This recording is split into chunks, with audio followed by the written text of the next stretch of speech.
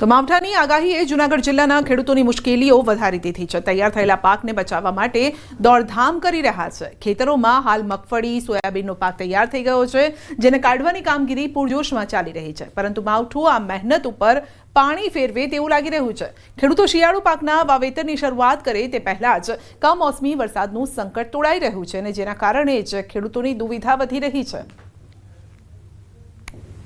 તહેવાર ઉપર માણસો વયા ગયા, માવઠાની આગાહી આવી છે। ખેડૂતને અમારે કરવાનું શું હવે? ખાતર બિયારણનો ખર્ચા વધી ગયા હોય ને કર્યો હોય ખર્ચો, અટાણે બધું અમારું પાણીમાં જાય છે। તો હાલ ખેડૂતો પાકને સુરક્ષિત સ્થળે પહોંચાડવા માટે મજૂરોને બમણી મજૂરી આપીને કામગીરી કરાવી રહ્યા છે। ખેડૂતોએ પાક લેવા માટે અત્યારે મોટો ખર્ચ કર્યો છે, પરંતુ જો ફરી વરસાદ થાય તો તૈયાર પાકને પણ મોટું નુકસાન થશે।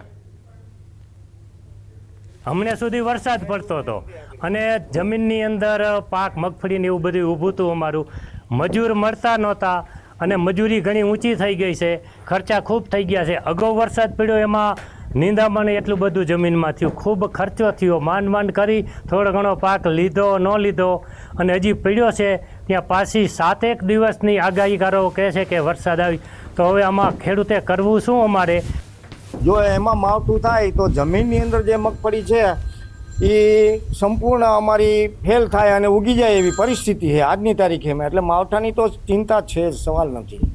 ખેડૂતોને પૈડા પર પાટા જેવી સ્થિતિનું નિર્માણ થઈ રહ્યું છે। એક બાદ એક માવઠાની આગાહીના કારણે ખેડૂતો હેરાન પરેશાન થયા છે। ફરી 25 થી 2 નવેમ્બર સુધી માવઠાની આગાહીના કારણે ખેડૂતો મુશ્કેલીમાં મુકાયા છે।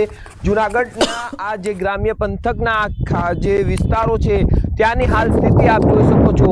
તહેવારોને હજુ 2 દિવસ થયા છે પૂર્ણ થયા છે તેને, પરંતુ ખેડૂતો પર આ માવઠાની ચિંતા વધી છે। આગામી સમયમાં શિયાળુ પાકનું વાવેતર કરવું હોય, જો આ માવઠું થાય તો તે શિયાળુ પાક પણ ન થઈ શકે। ચોમાસામાં પણ ખેડૂતોને હેરાનગતિનો સામનો કરવો પડ્યો છે। એટલે ખેડૂતોને એક બાદ એક જે સામનો કરવો પડી રહ્યો છે મુશ્કેલીઓનો, ને હાલ જે રીતે આપ જોઈ શકો છો કે ફરી માવઠાની આગાહીના કારણે ખેડૂત હેરાન બન્યો છે। અમાર બખાઈ, ન્યૂઝ 18 ગુજરાતી, જૂનાગઢ। વડોદરા શહેરમાં ભર શિયાળે રોડ પર પડ્યો છે મહાકાય ભૂવો। તો મુજ મહોડા અકોટા રોડ પર આવેલા હોટેલ વિવાંતા પાસે મહાકાય ભૂવો પડ્યો છે। વગર વરસાદે આ ભૂવો પડતા નાગરિકોએ રોષ પણ ઠાલવ્યો છે। કોંગ્રેસના વોર્ડ 12ના પ્રમુખ રાકેશ ઠાકોરે ભૂવાનું નારિયેળ ફોડીને સ્વાગત કરીને અનોખો વિરોધ કર્યો છે। તો આખી કાર ભૂવામાં ખાબકી જાય, સમાઈ જાય એટલો આ મોટો ભૂવો છે। તો ભૂવો પડતા સ્થળ પર પાલિકાના અધિકારીઓ પણ દોડી આવ્યા હતા અને સાવધાનીનું આ બોર્ડ લગાવી દીધું હતું, પરંતુ કઈ રીતે આગળ કામગીરી કરશે તેને લઈને પણ સવાલો ઊભા થયા છે। એક તરફનો રસ્તો બ્લોક થઈ જાય તે પ્રકારની આ પરિસ્થિતિ સર્જાય છે આ ભૂવો પડવાના કારણે, પરંતુ વગર વરસાદે આ ભૂવો પડ્યો છે, જેને લઈને લોકો પણ રોષ ઠાલવી રહ્યા છે કે પાલિકા કઈ રીતે કામગીરી કરી રહી છે।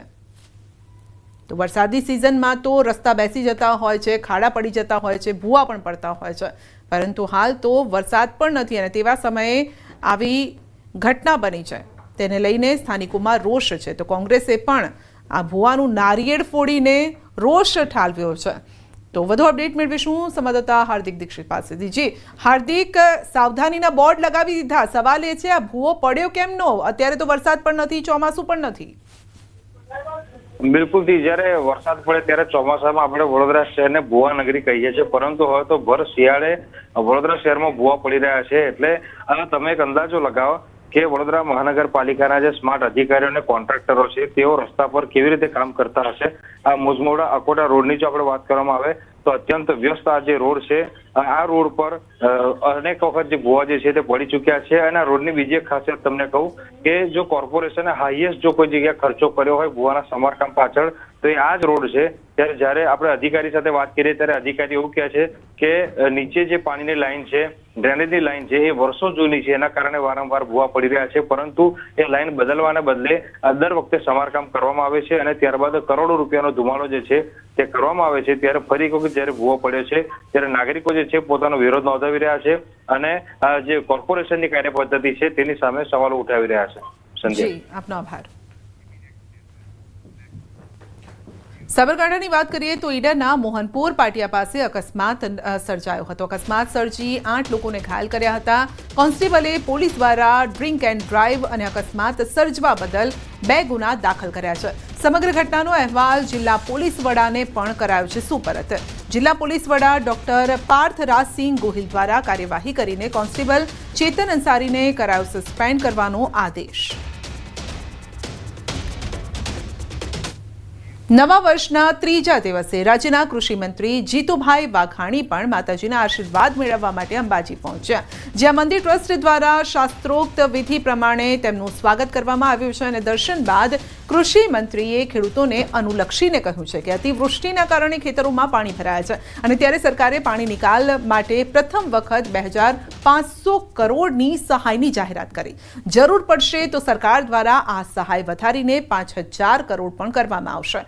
સરકારે કોઈ ઉપકાર નહીં પરંતુ ફરજ તરીકે ખેડૂતોને સહાય કરી રહી છે. સાથે જ રાજ્યમાં સર્વેની સુખાકારી સમૃદ્ધિ માટે પ્રાર્થના પણ કરી હતી. અમે 2500 કરોડ રૂપિયાની જોગવાઈ પહેલી વખત ગુજરાત રાજ્યમાં થઈ છે. રવિ પાકનું નુકસાન જ્યાં પાણી ભરાયું છે 1 નવેમ્બર સુધી, એ પણ પહેલી વખત આપી રહ્યા છે. મેં કહ્યું એમ આ માત્ર મદદ છે, માત્ર સહાય છે, બેઠો કરવા માટેની સંવેદના છે. એ પહેલી વખત કર્યું છે. 2500 કરોડથી પણ વધારે રકમ થશે તો માનનીય મુખ્યમંત્રી ભૂપેન્દ્રભાઈએ સંવેદનાથી કહ્યું છે કે જીતુભાઈ મૂંઝાતા નહીં, 5000 કરોડથી પણ વધારે આપશું તો પણ સરકાર એ તમારા વિભાગને આપશે. સુરતમાં આદિવાસી સમાજના લોકો પર હુમલાનો મામલો છે. માલધારી સમાજના લોકોએ કર્યો હતો હુમલો. હુમલાના વિરોધમાં આદિવાસી સમાજની આક્રોશ સભા યોજાઈ. ઘાયલ પરિવારની અનંત પટેલે મુલાકાત પણ લીધી છે. અનંત પટેલનું પોલીસને અલ્ટિમેટમ છે કે બાકી રહેલા આરોપીઓને 7 દિવસમાં પકડો. 7 દિવસમાં નહીં પકડો તો પોલીસ સ્ટેશને નો ઘેરાવ કરવામાં આવશે અને ઉગ્ર આંદોલનની પણ તેઓએ ચેતવણી આપી છે. તમે એટ્રોસિટી નોંધી છે, બધી વાત બરાબર, પરંતુ હજુ સુધી 2 આરોપીની ધરપકડ થઈ નથી. 7 દિવસમાં જો 2 આરોપીની ધરપકડ નહીં કરવામાં આવશે તો અમે સુરત જિલ્લાના મહુવા તાલુકાના મથક આવેલું પોલીસ સ્ટેશનનો ઘેરાવો કરીશું. વડોદરા પધારેલા કેન્દ્રીય મંત્રી જ્યોતિરાદિત્ય સિંધિયા નારાજ થયા. રોજગાર મેળામાં વડોદરાના સ્થાનિક પ્રતિનિધિઓ મોડા આવતા નારાજગી વ્યક્ત કરી. વડોદરાના સાંસદ હેમાંગ જોશી, મેયર પિંકીબેન સોની અને ધારાસભ્ય ચૈતન્ય દેસાઈ કાર્યક્રમમાં મોડા પડ્યા હતા. કેન્દ્રીય મંત્રીને રિસીવ કે સ્વાગત નહીં કરતા નારાજગી વ્યક્ત કરી છે. સ્ટેજ પર જ બંનેને ખખડાવી પણ દીધા. વડોદરાના નેતાઓ પહેલા મંત્રી જ્યોતિરાદિત્ય સિંધિયા અડધો કલાક વહેલા આવી ગયા હતા. જ્યોતિરાદિત્ય સિંધિયાએ કહ્યું છે કે હું વડોદરાનો મહેમાન છું, જમાઈ છું, તમે કેમ મોડા પડ્યા? તો મંત્રી તરીકે મને કેમ રિસીવ નથી કર્યા તેવા સવાલો પણ કર્યા. સાંસદ અને મેયરે મંત્રીની માફી માંગવી પડી.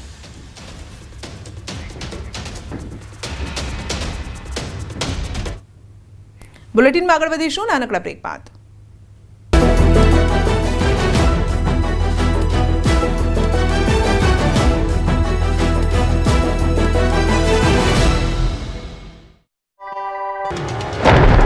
સાચવજો, માવઠું ખેડૂતોની લાભ પાચમ પણ બગાડી શકે.